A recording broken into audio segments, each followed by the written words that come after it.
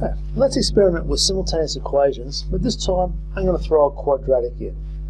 So if we were to graph that, you have your typical quadratic shape. It's just going to have a straight line going through it. So typical quadratic like that, straight line going through it. Remember, simultaneous equations are the point where two lines intersect. So this particular one, there's actually going to be two solutions because they intersect there and intersect there. So in this case, you're going to find, in this question at least, there will be 2 points of intersection that are the simultaneous solution. So you need to find both. You need to find x, y coordinates for one point and x, y coordinates for the other point. So let's have a look at what that looks like.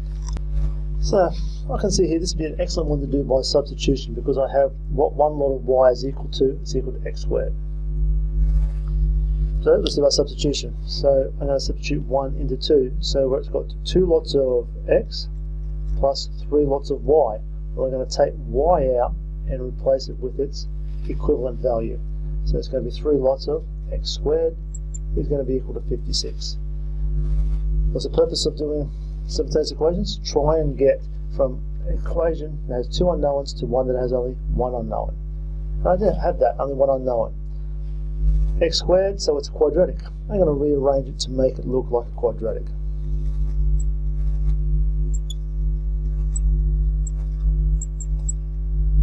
So I've gone now and put everything onto one side, leaving 0 on the other. I can solve those quadratics.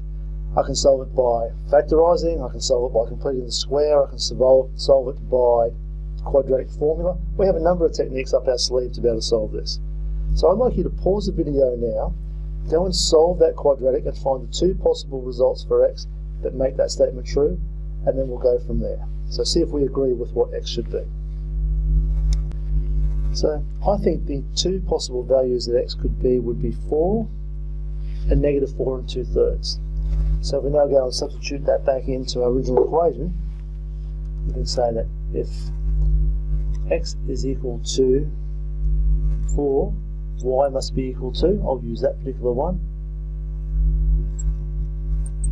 16. So one possible solution would be 4, 16. But I've got to consider the other one as well. If x is equal to negative 4 2/3,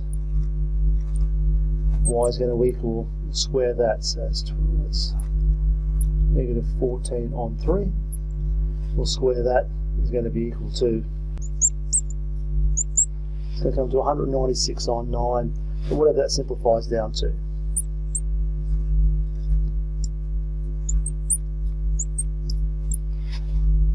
And that's it. Simultaneous equations with quadratics. It's tying together we call metacognitive ideas. Now, we're pulling out ideas from lots of different areas. So we've done simultaneous equations, but we've also pulled out how to solve quadratics, which is something we've done previously. So we're starting to weld ideas from different areas and put them into the one question.